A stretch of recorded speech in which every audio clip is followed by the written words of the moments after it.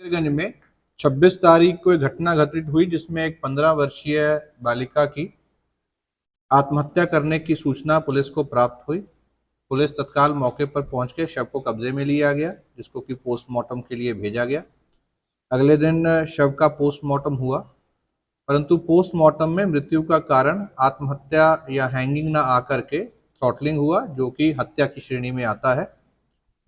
जो मृतका लड़की है, उसके पिताजी मुंबई में रहते थे। जब वापस आए तो उनके द्वारा, क्योंकि घटना स्थल इस तरह से था कि वो आत्महत्या का रूप था, तो उनके द्वारा एक तहरीर दी गई जिसमें अपनी पुत्री की आत्महत्या के संबंध में एक व्यक्ति को नामजद करते हुए उसमें मुकदमा पंजीकृत कराया गया। मौके के साक्ष्यों को संज्ञान में लेते हुए, पोस्टमार्टम की रिपोर्ट को संज्ञान में लेते हुए एक सुनील गौड़ नाम के व्यक्ति को हिरासत में लिया गया, जो कि मुख्य संदिग्ध था इसमें। जब उससे पूछताछ की गई तो उसके द्वारा इस घटना के बारे में पूरी सच्चाई बताई गई। विगत कुछ समय से इस अभियुक्त का जो रिलेशन है, ये मृतका की मां से हो गया था। वो उसी गांव में भूसा लेने के लिए जाता था। इसी संबंधों के चलते विगत कुछ दिनों से इसके द्वारा इस लड़की के साथ भी संबंध बनाए गए थे। जिस दिन घटना हुई है उस दिन मृतका की मां गांव में ही किसी की डेथ हो गई थी, वहां पर चली गई थी। उसी का फायदा उठाते हुए ये अभियुक्त मृतका के घर पर आया।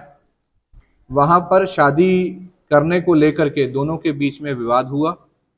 इसी विवाद के चलते अभियुक्त द्वारा उस लड़की को जबरदस्ती उसके साथ घटना कारित की गई।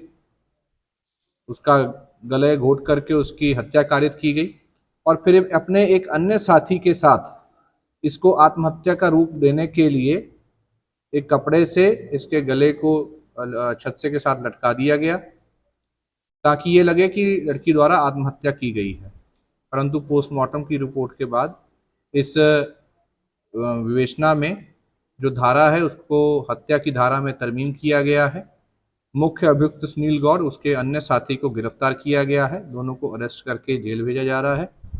विवेचना के क्रम में घटनास्थल के साथ साथ पहले की इसकी क्या मूवमेंट रही है, वहाँ क्या आना जाना रहा है और आपस में क्या बातचीत होती रही है, इन सभी तथ्यों को संज्ञान में लेते हुए इसमें चार्जशीट लगाई जाएगी और जल्द से जल्द इसको सजा कराने का प्रयास किया जाएगा।